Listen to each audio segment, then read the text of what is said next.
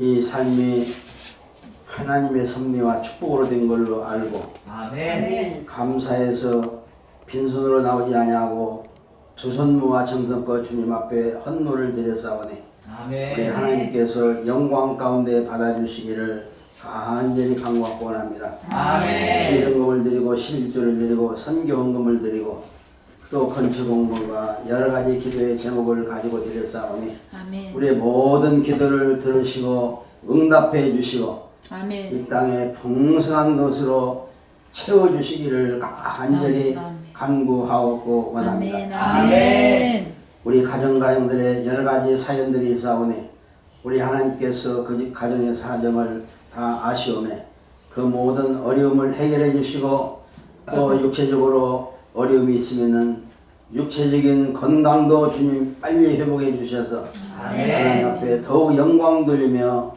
하나님께 맡긴 바의 사명을 잘 감당하는 저희 모두가 되게 해주시기를 간절히 간구하고 원합니다.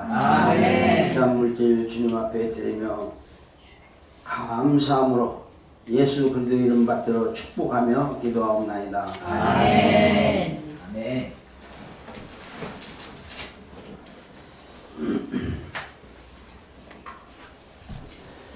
네, 오늘 우리가 봉독한 너희가 그것을 먹는 날에는 너희 눈이 밝아 하나님과 같이 되어 선악을 알 줄 하나님이 아심이라 그랬습니다. 아멘. 이건 아담과 하와를 하나님이 에덴 동산에 살 수 있는 자격을 시험하는 겁니다. 하나님이 가끔 우리의 믿음을 더 성숙하게 그리고 하나님 마음에 드는가를 그렇게 시험할 때가 가끔 있습니다. 우리가 기억해야 될 것은 이 시험에 빠지기 이전에는 하나님의 축복으로 살도록 그렇게 지음을 받았습니다. 시편 16편 3절에는 땅에 있는 성도는 존귀한 자니 그랬습니다. 그러니까 땅에 있는 성도, 이 세상에는 성도가 있고 성도 아닌 사람이 있습니다. 근데 땅에 있는 성도는 존귀한 자니 나의 모든 즐거움이 저에게 있도다 그랬습니다. 그러니까 성도에게는 하나님의 즐거움이 있고 반대로 성도가 아닌 사람에게는 하나님의 저주가 있다 그런 말입니다. 아주 섬뜩한 말입니다.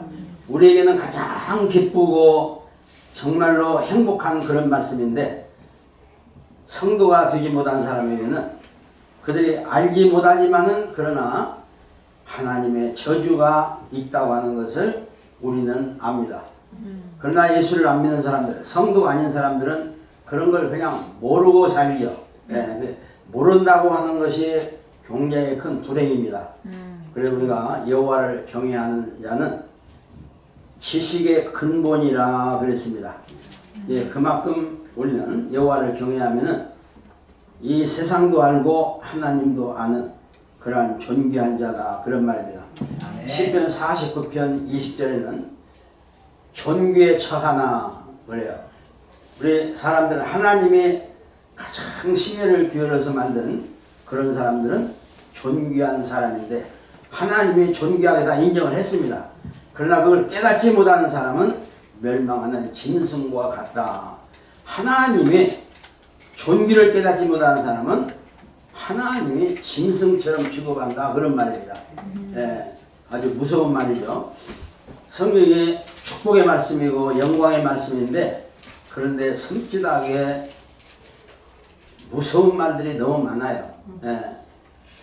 똑같은 사람인데 그냥 보기에는 똑같은 사람인데 존귀에 처하나 이미 존귀에 처하도록 만들어졌는데 근데 깨닫지 못하는 사람은 멸망하는 짐승과 똑같다. 그래서 우리 깨닫는다는 것이 얼마나 중요한지 모릅니다. 이 깨닫는 건 예수 그리스도를 통하지 않고는 절대로 깨달을 수가 없는 것입니다. 아멘. 이렇게 하나님께서 우리 사람을 존귀하게 지었다. 우리가 존귀하다고 하는 것은 하나님 보기에도 가장 아름답고 그리고 가장 선하고 그리고 하나님과 대화를 나누면서 아주 복되게 살도록 그렇게 처음부터 만들었다. 그런 말입니다. 아멘. 며칠 전에 어떤 권사님이 전화가 왔어요. 상당히 좀 몇 년 만에 이렇게 전화가 왔는데, 목사님 잘 계십니까? 예, 있습니다. 내가 목사님한테 요즘 근황을 좀 이야기해야 될 그런 마음이 들어서 전화를 했습니다. 이게 뭔데요? 그때 내가 이제 나이가 70이 넘고 80은 되지 않았지만은 70 중반쯤 되니까 하나님이 가까이 계시는 것이 보여요. 그래요. 젊었을 때는 잘 안 보였다고 말해요. 예. 하나님이 가까이 계시는 걸 보고 너무 그게 느껴진다는 거예요. 그러면서 내가 전에는 그냥 세상에서 참 여러 가지 일도 많이 하고 열심히 살았는데, 그런데 하나님 나라가 보여요. 그래요. 하나님 나라가. 자기가 요즘에는 하나님 나라 안에 들어와 있는 것이 보인다. 그거예요. 예. 그래서 나이가 많이 들기 이전에 이걸 깨닫는 사람은 복 있는 줄 믿습니다. 아멘. 다윗이 그걸 어린 나이에 깨달았어요. 아멘. 그리고 요셉이 어린 나이에 종으로 형제의 시기를 받아서 팔려갔는데 하나님을 깨달은 거예요. 아멘. 아멘. 그래서 하나님이 그 시대에 위대한 인물로 그렇게 사용한 겁니다. 아멘. 그리고 우리가 하나님을 알면은 내가 보이는 거예요. 하나님이 안 보이면, 요셉이 하나님이 안 보였으면은 그 처절한 노예 생활에 얼마나 좌절하고 힘들었겠어요. 근데 하나님을 발견하니까, 하나님을 보니까 내가 누군가를 아는 거예요. 그리고 아멘. 내가 무엇을 해야 되는가를 알 수 있는 거예요. 아멘. 우리 사람들은 모두 다 이 사명감을 가져야 되는데, 이런 이야기가 있습니다. 시골에 어떤 아주 시골에 그 갑자기 조그마한 그 집에다가 간판이 붙였는데 골동품 이렇게 붙여졌어요. 골동품. 네, 그래서 이제 골동품을 모집해 가지고 사람들이 이제 살려고 그렇게 간판을 붙였는가 보다. 뭐 간판이 아무리 봐도 골동품 이 세 석자밖에 없는 거예요. 그래서 이제 사람들이 지나가다가 한번 골동품이나 구경하고 가자. 그리고 들어갔어요. 들어갔더니 아무것도 없는 거예요. 빈집이에요. 테이블만 몇 개 있고. 그래서 아니 할머니, 골동품집인데 골동품이 없습니까? 근데 그 골동품이라고 하는 그 가게를 시작한 것은 할머니 둘이, 한 분은 88살이고 한 분은 92살이에요. 우리가 언제 죽을지도 모르는데 우리가 사람 노릇 한번 하고 가자. 그리고 자기의 존재를 좀 인식하고 싶은 거예요. 그래서 골동품이라고 써놓고, 그리고 지나가는 사람이 관심을 가지고 들어오면은 우리 둘이서 차를 맛있게 끓여서 참 정성껏 대접을 하자. 그래갖고 그 가게를 여는 거예요. 그래서 골동품이 어디냐 이렇게 물어보니까 골동품은 내가 골동품이다. 뭐 여러 가지로 생각할 수 있겠지만은 그렇게 자기의 할 일을 생각을 마지막이라도 한번 해본다는 것도 중요하고, 아멘. 자기를 인식하고 내가 다른 사람에게 뭔가 한번 해주는 그걸로 자기 자신을 한번 인정을 받고 싶은 그런 마음도 있는 거예요. 우리가 하나님을 우리 지을 때는 정말로 가장 아름답고 가장 선하게 지었는데, 무엇이 그렇게 뭐 살아보니까 별 볼 일도 없는데 뭐 그렇게 아름답게 지었냐. 여기 지금 여러분들이 모두가 전부 다 달라요. 미국 사람들을 보면 다 같은데 내가 보면 다 틀려요. 네. 사람의 짐승들을 만들 때에 사슴은 사슴대로, 호랑이는 호랑이대로, 또 사자는 사자대로 했는데, 제비는 제비대로, 참새는 참새대로 했는데, 이게 날아갔다 들어오고 날아갔다 들어오면은 전에 어떤 게 왔다가 날아갔다 왔는지 그걸 몰라요. 다 똑같아요. 짐승들은 다 똑같습니다.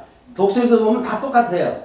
10마리고 20마리고 다 똑같은데, 사슴도 보면은 뭐 10마리고 20마리고 있으면은 뭐 이거나 저거나 다 똑같아요. 구분이 잘 안 돼요. 사람만 하나하나 다 다 다르는 거예요. 네. 전부 10분이 아니라 100사람, 1000사람이 있어도 다 달라요. 아담부터 지금까지 같은 사람이 하나도 없은 거예요. 다 달라요. 그 말이 무슨 말이냐면은 하나님이 하나하나를 천하에서 가장 보배롭게 딱 하나의 존재로 정말로 골동품 같은 느낌을 가질지라도 하나님 보기에는 이 골동품이 뭐 5억, 10억, 500억짜리가 되도록 그렇게 관심을 가지고 그렇게 만든 거예요. 아멘. 그러니까 우리는 하나님 앞에서 유일하게 이 땅에 지은 존재이기 때문에 아멘. 우리는 아멘. 자부심을 가지고 항상 하나님 앞에 감사를 해야 돼요. 아멘. 이 조목사는 조목사대로 이렇게 지은 것이 하나님의 뜻이에요. 아멘. 내가 조금 더 커도 내가 목사가 안 돼서 그런지는 몰라요. 딱 요 키에 요 모양이니까 목사가 돼서 여러분 만난 거예요.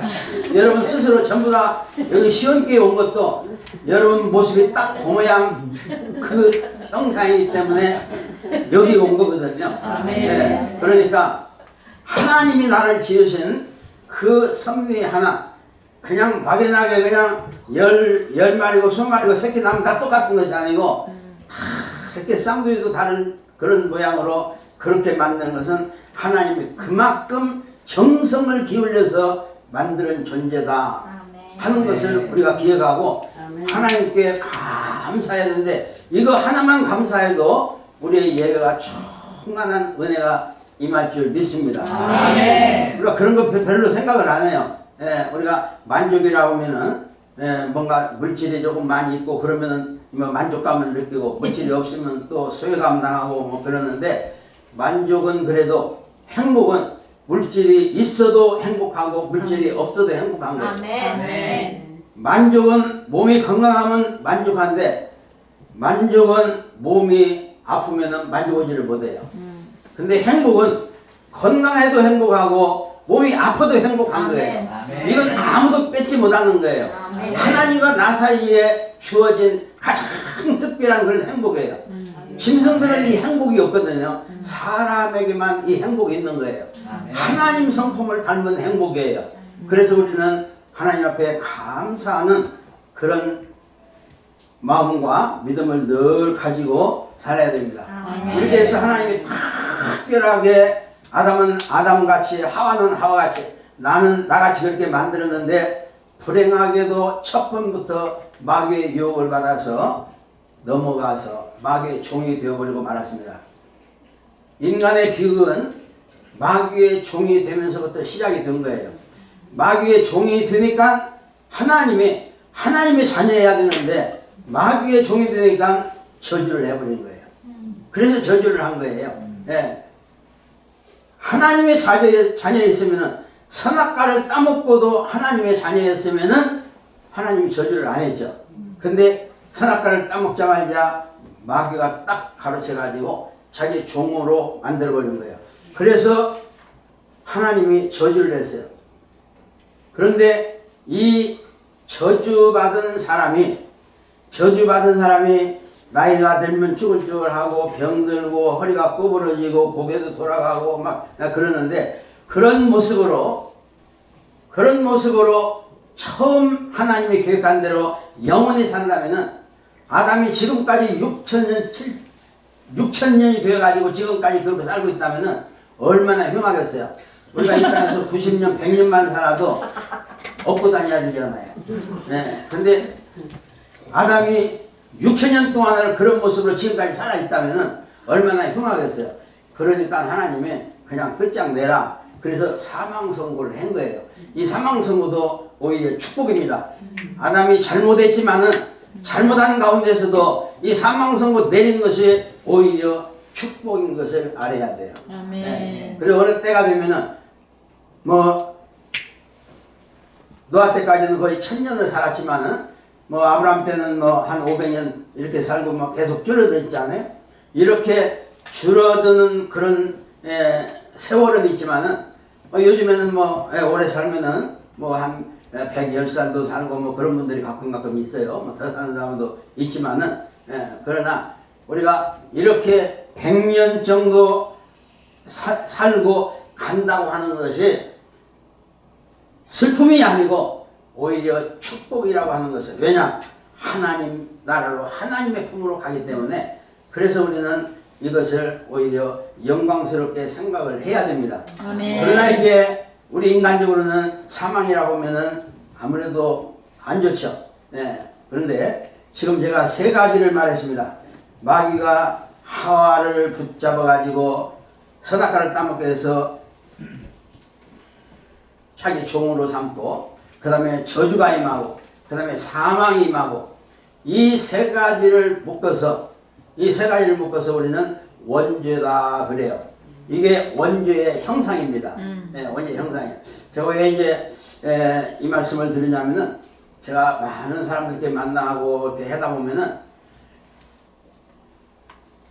나 참 행복하고 좋다 이런 사람은 100명 가운데 하나 있을까 말까 해요. 나한테 행복하다고 하는 사람도 저는 한 번씩 있는데, 딱 돌아서 그 다음 만날 때는 아이고 목사님 왜 이렇게 내가 힘든지 몰라요 그래요.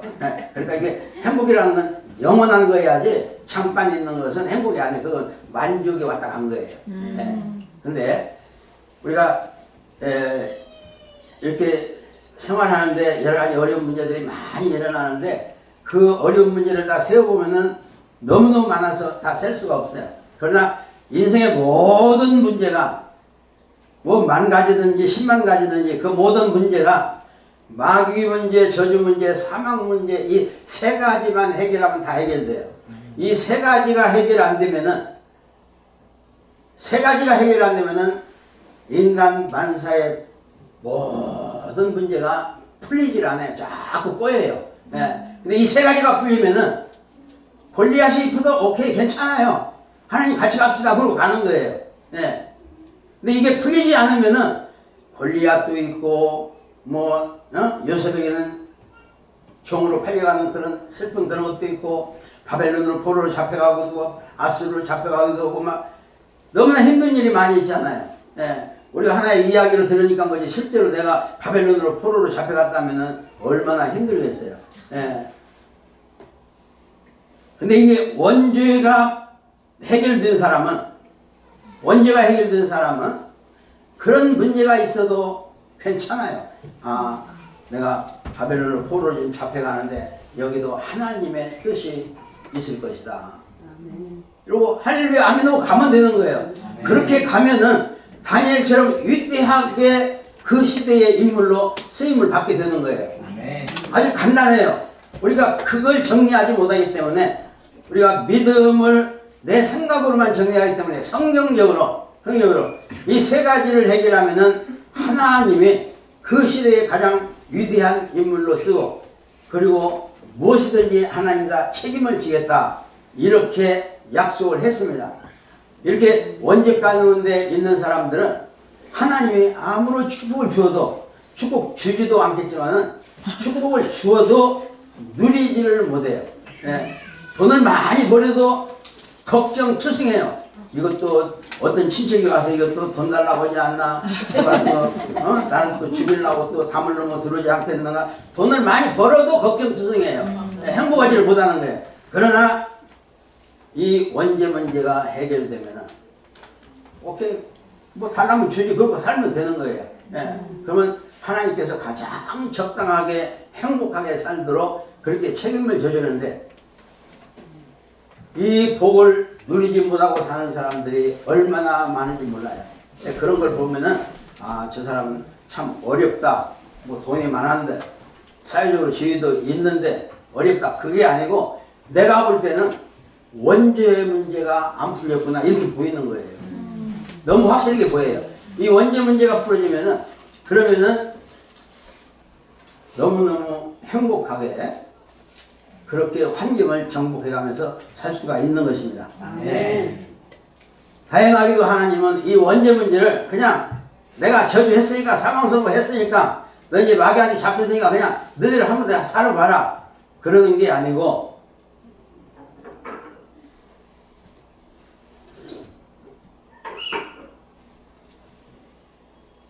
하나님이 이 원죄 문제를 내가 책임지고 해결해 주마 이렇게 약속을 해요. 저주하기 이전에 창세기 3장 15절에 창세기 3장 16절부터 저주하기 시작하는데 창세기 3장 15절 그 저주하기 이전에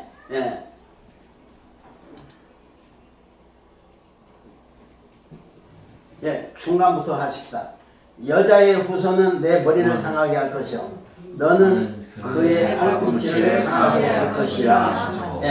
이 여자의 후손은 동정녀 마리아에게 난 예수 그리스도를 말하는 겁니다. 예수 그리스도가 내 머리를 상하게 한다. 내 머리는 사단의 머리를 깨뜨린다는 거예요. 사단의 머리. 십자가 위에서 사단의 머리를 깨뜨리는 거예요. 아멘. 그리고 너는 그의 발꿈치를 상하게 할 것이라. 너는 사탄은 예수님의 발꿈치를 물었다는 건 십자가에 못 박아 죽게 한다 그런 말입니다. 아멘. 예수님의 권세가 깨어지는 것이 아니고 발꿈치를 물었기 때문에 십자가에서 비록 처절하게 인간으로서 가장 힘들고 참 처참한 그런 체형을 받는 것 같지만은 그러나 부활하심으로 그건 아무것도 아닌 거예요. 아멘. 오히려 그것이 영광이고 그것이 모든 인류에게 소망이 되고 축복이 되는 그런 십자가이기 때문에 발꿈치를 살짝 무는 정도밖에 안 된다. 이렇게 예언을 한 겁니다. 아멘. 그래서 우리의 원죄의 문제를 이렇게 하나님은 저주하기 이전에 해결할 방법을 선포를 해 주셨어요. 아멘. 고린도전서 2장 8절에 보면 이 지혜는 하나님이 선포한 이 지혜는 이 세대의 관원이 하나도 알지 못하였으니 만일 이 세대의 관원들이 하나라도 알았더라면 영광의 십자가를 예수님이 지지 않았을 것이다 그래요.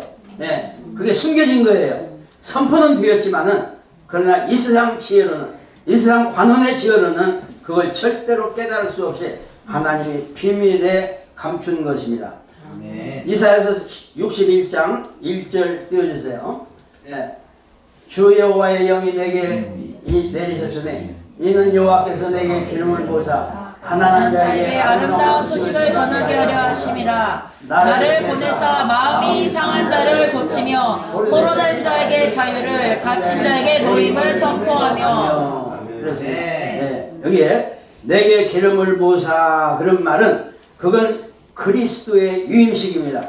그리스도란 말이 메시아라고 하는 말이 기름을 붓다 그 말이잖아요. 여호와께서 내게 기름을 부으셨으니 이 말은 내가 그리스도로 그런 말이에요. 그리스도로 가난한 자에게 아름다운 소식을 전하게 하려면 여기 가난한 자는 누구냐면은 마귀에게 붙들리고 저주에 빠져 있고 그리고 사망에 빠져 있는 이 세 가지 원죄에 빠져 있는 사람을 성경은 가난한 자다 그래요.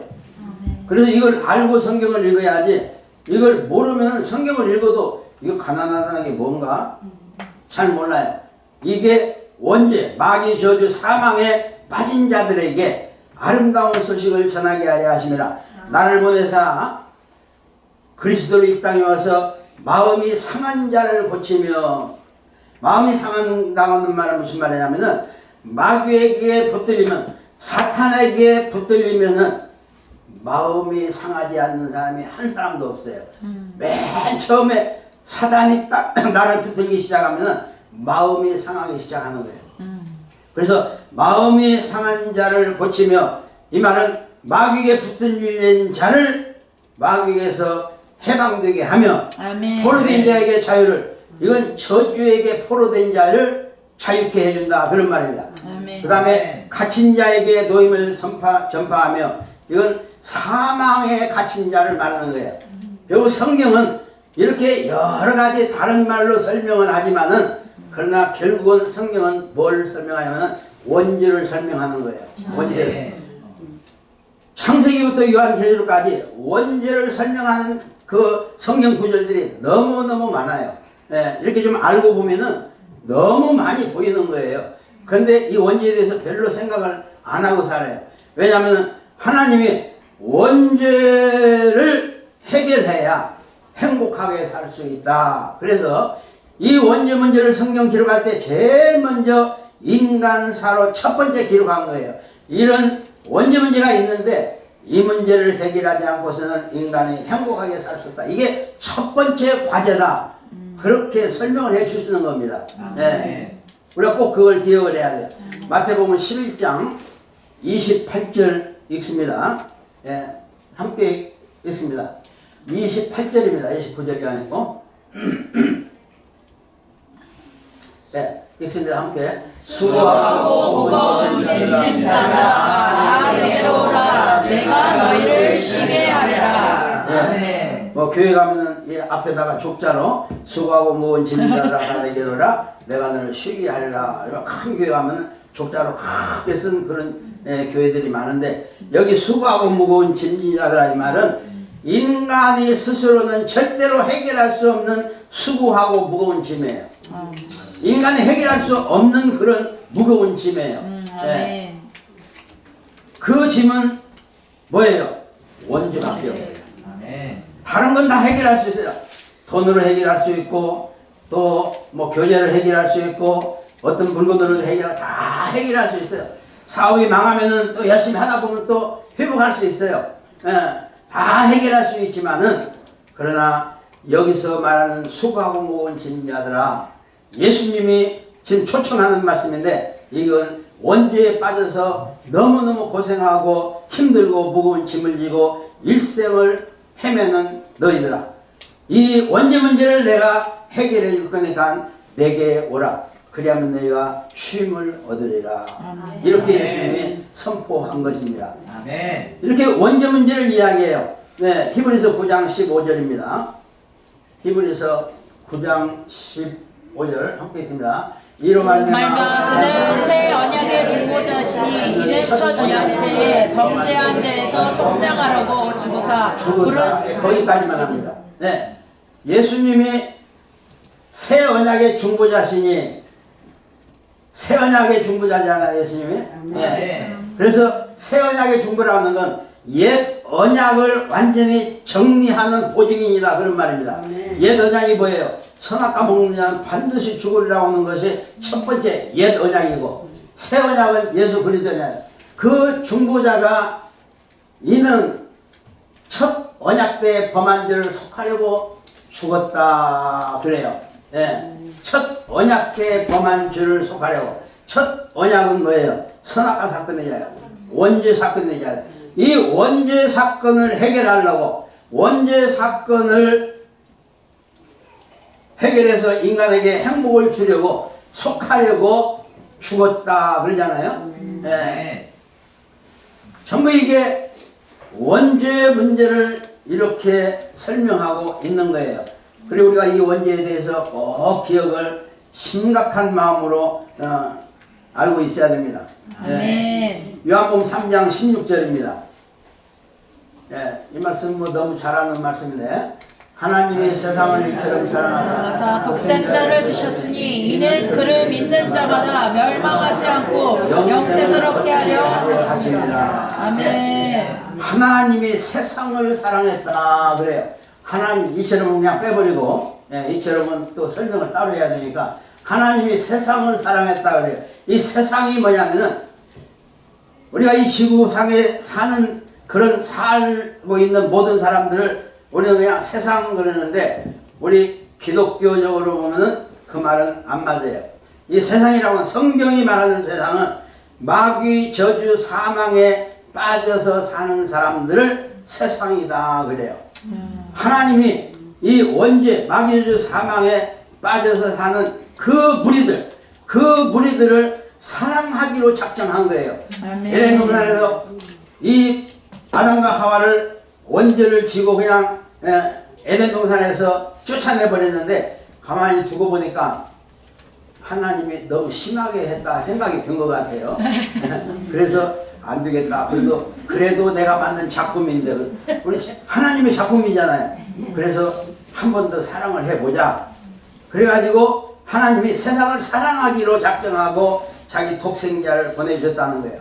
그래서 그 세상을 사랑했다고 하는 것은 원죄 문제를 해결해 주기로 방법을 제시했다 그런 말이에요. 아멘. 이 원죄 문제를 해결한 그 예수 그리스도 독생자로 내가 믿으면은 저를 믿으면은 안 믿으면 멸망을 받고 안 믿으면 자동으로 이미 다 받은 거죠. 그런데 믿기만 하면은 영생을 얻게 하려 하심이라. 아멘. 새로운 출발로 그렇게 하나님이 말씀을 했죠. 그래서 성경 읽을 때에 세상을 그러면은 뭐 100%는 아니라도 그저 뭐 한 몇 개는 빼고는 대체적으로 영적으로 해석해야 될 세상은 이건 마귀 저주 사망에 빠져 있는 무리들 그런 말입니다. 네. 그래야 하나님과 대화가 되는 거예요. 그냥 막연하게 세상 그래 버리면 하나님과 대화가 안 돼요. 지금까지 몇 구절 굉장히 많이 있는데 몇 구절만 가지고 원죄를 설명을 했습니다. 그런데 과연 원죄 문제를 해결해야 되는데 예수님이 다 해결했다고 그러는데 원죄가 어떻게 생겼는가 그걸 우리가 조금 더 기억을 해야 돼요. 어떻게 생겼는가 하는 것은 마귀가 우리를 종으로 삼고 그 다음에 저주에 빠지고 그 다음에 사망에 갇힌 바 된 것이 우리의 원죄로 온 건데 그런데 이게 마귀가 우리에게 왔는데 어떻게 왔는지를 몰라요. 그걸 알아야 되는데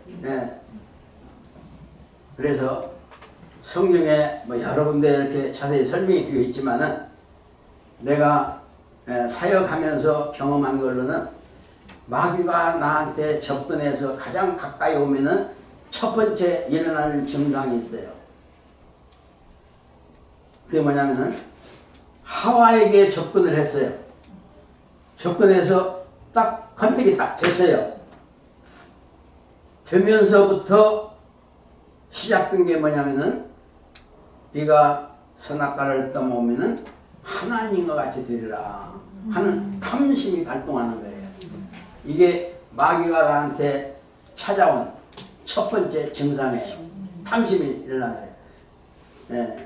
뭐 욕심도 되지만은 욕심은 내가 뭔가 노력해서 얻을 만한 것을 내가 아직 없는데 내가 저걸 해야 되겠다 그러면서 목적을 가지는 건 욕심이라고 하고 내가 도저히 내 힘으로는 절대로 안 되는 것을 내가 욕심을 부리는 것을 탐심이라고 그래요. 하나님과 같이 되는 것은 탐심이에요. 내가 할 수 없는 거잖아요. 그런데 그 탐심을 갖는 걸 보니까 마귀가 접근을 한 거예요. 우리의 삶 가운데도 그런 것들이 더러더러 일어나요. 아, 저 친구가 지금 뭐 이렇게 됐는데 또 나라고 뭐 학교 다닐 때 뭐 나보다 공부도 못했는데 내가 왜 못하겠는가 뭐 그러면서 한번 도전해보다 하는데 그게 어떤 때는 욕심일 수도 있는데 어떤 때는 전혀 다르게 탐심이 될 수가 있어요. 그 탐심 안 부리면 오히려 행복한데 탐심 부리다가 망한 사람들도 많이 있잖아요. 그래서 그건 마귀가 그렇게 탐심을 부리도록 그렇게 도전을 한다 이렇게 생각을 하고 탐심이 일어나거든 아 마귀가 나한테 신방으로 왔구나 이렇게 생각하면 틀림없어요. 마귀가 신방을 하면 탐심이 일어나는데 그 다음에 일어나는 증상이 불안해요. 평안하면 좋겠는데 불안해. 정말로 저게 될 것인가 안 될 것인가 너무너무 불안한 거예요. 불안하다 보니까 의심이 생기고 의심이 생기다 보니까 이제 사건이 왔다 갔다 하고 일하고 그러다 보니까 거짓말을 하게 되고 거짓말하면 핑계대고 핑계대다가 뭐 잘 안 되면은 막 화를 내요. 분노를 일으키는 거예요. 그러면은 자기가 스스로 셀프 컨트롤이 안 되는 거예요. 컨트롤이 안 돼요. 이게 마귀가 계속 끌고 가는 거예요. 그렇게. 이게 마귀가 나에게 왔다는 신호예요. 그러면은 원죄 문제를 해결하신 십자가 위에서 완벽하게 해결하신 예수 그리스도의 이름으로 명하노니 탐심은 조 목사에게서 떠나가라. 아멘. 이렇게 명령을 하면은 마귀가 알아듣고 떠나요. 아멘. 탐심이 딱 컴다운돼서 평안이 와요. 아멘. 불안했던 것도 의심하던 것도 내가 핑계 대는 것도 아 내가 왜 이러지? 그러면서 딱 컴다운돼서 평안해지고 그리고 행복해지는 것을 느끼게 돼요. 아멘. 원죄가 해결된 사람은 이렇게 명령해서 마귀를 대적해서 쫓을 수 있는 권세가 나타나는 거예요. 아멘. 그걸 보니까 나는 분명하게 원죄가 해결됐구나. 아멘. 네. 근데 예수를 믿는다 하면서도 뭐 마귀가 들락날락하고 뭐 별짓을 다 해도 뭐 그냥 들어 살다가 또 좀 있다가 심심하면 또 나갔다가 들어오니까 또 더 청소가 깨끗이 돼가지고 또 7 귀신을 데리고 또 들어와서 살아도 들은지도 모르고 나간지도 모르고 성경에 그렇게 써 있잖아요. 예수님이 다 설명했죠. 예. 우리에게 얼마나 막 들락날락 하는지 몰라요. 이걸 내가 딱 느끼는데 마귀와 귀신들이 들락날락 해도 모르지만은 탐심을 보면은 정확하게 알 수 있잖아요. 그리고 이걸 우리는 원죄가 해결된 것을 내가 믿는다 그러면은 하나님이 권세를 주셔서 마귀를 대적할 수 있는 거예요. 아멘. 베드로전서 4장 7절에는 마귀를 대적하라 그래야만 피하리라 그랬잖아요. 그러니까 막 예수를 명하니 막 물러가라 아무리 해도 안 되잖아요. 왜 안 되냐면 그 앞에 있는 구절이 안 돼갖고 그래요. 그 앞에 있는 구절이 뭐냐면 하나님께 순복할지어다. 그 다음에 마귀를 대적하라 그래야만 피한다는. 순복한다고는 말이 무슨 말이냐면 하나님이 이 땅에 오셔서 이 원죄 문제를 해결하고 십자가에서 고난을 당하시고 원죄 문제를 다 깨끗이 하나도 남김없이 다 이뤘다고 해결을 했음에도 불구하고 알지도 못하고 또 뭐 들은 풍어는 있지만은 뭐 나보고는 상관이 없고 그냥 살아가는 거예요. 그냥 네, 원죄와 상관없이. 그러면 아무런 권세도 안 일어나요. 근데 하나님이 그 문제를 완벽하게 내가 완성했다. 내 아들을 통해서 완성했다. 이것을 100% 믿는 것이 하나님께 순복하는 거예요. 아멘. 뭐 헌물 많이 내고 막 그냥 뭐 교회 와서 막 봉사를 많이 하고 막 그래야 순복하는 게 아니고 이 한 말씀을 정확히 믿고 할렐루야 아멘 나는 믿습니다. 뭐라고 해도 서양 사람들이 뭐 80억 인구가 다 아니라고 해도 나는 분명히 믿습니다. 이렇게 되면은 역사가 일어나요. 마귀를 대적할 수 있는 역사가 일어나는 거예요. 아멘. 마귀가 떠나서 탐심이 싹 사라지는 거 보니까 나는 원죄하고 상관이 없구나. 아멘. 그래서 아멘. 평안한 그런 믿음과 그런 마음으로 일을 하니까 일이 잘 되는 것이 보이는 거예요. 아멘. 그래서 일이 잘 되는 거예요. 네. 아멘. 그 다음에 저주는 나에게 어떻게 와야 되는가? 내가 지금 저주를 받았는가? 어떠나 내가 지금 몸이 아프니까 저주를 받았는가? 내가 뭐 하는 것이 지금 잘 안 되니까 나 저주 때문에 그런가? 물론 그런 것도 있을 수가 있지만은 그것이 문제가 아니고 저주에 빠지면은 모든 것이 부정적으로 보여요. 부정적으로. 네.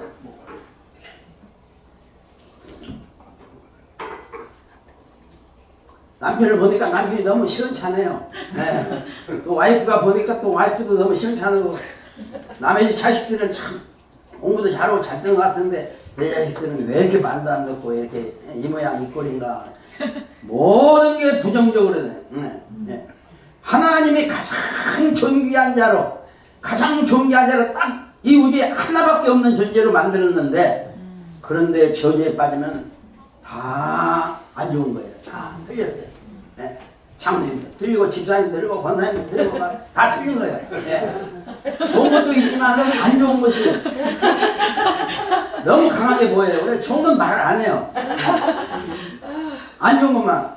그러잖아요. 우리 권사님 보면 좋은 게 많은데 뭔가 요것만 고치면 참 권사님 1등 권사님인데 안 좋은 것만 이야기한다고. 네, 그것만 봐요. 항상 또 만나도 또 그것만 보고 또 만나도 그것만 보고 이게 저주 때문에 그래요. 부정적인 사고방식으로 탁 자리를 바뀌는 거예요. 나는 안 된다. 너도 틀리고 나도 틀리고 그래서 보니까 그래도 다 안 좋은데 그래도 나만은 조금 낫다. 이게 교만이에요. 이게 교만. 부정적인 사고로 저주 때문에 부정적인 사고로 딱 잡히면은 그 다음에 교만이 오고 교만한 사람은 자존심이 굉장히 강해요. 예. 웬만큼 좋은 말 해가지고는 시비거리가 돼요. 자존심 상했다고. 좋은 말 했음에도 그래요. 예. 그게 부정적인 사고 때문에 그래요. 예. 그리고 시기심이 많고 그 다음에 비방하고 원망하고 상대방 정죄하고 그래요. 이게 저주에 빠진 사람이에요. 예. 근데 다른 사람 뭐 말할 것도 없이 내가 어디에 있는가 그걸 봐야 돼요. 내가 어디에 있는가. 예. 원죄를 해결받는 사람. 예수님은 원죄 때문에 원죄 해결을 하고 죽으셨는데, 그런데 그 원죄 문제를 해결한 예수님을 내가 믿는다고 그러면은 그 믿음으로 내가 원죄와 상관없이 다시 에덴 동산으로 들어가는 그런 축복의 사람으로 되었다고 하면은,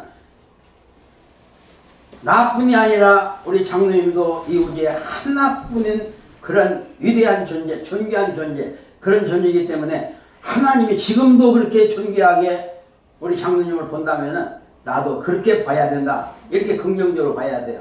그래야 하나님과 사인이 맞아요. 눈이 같아지는 거예요. 네. 저주의 눈은 마귀의 눈이고 축복의 눈은, 긍정적인 눈은 하나님의 눈인 것입니다. 그래서 우리가 이렇게 구분을 할 수 있어야 돼요. 이런 걸 구분을 못하면은 뭐 저주가 없이 왔다 갔다 하고 뭐 그래도 전혀 아무것도 몰라요. 이걸 정리를 해야 하는 거예요.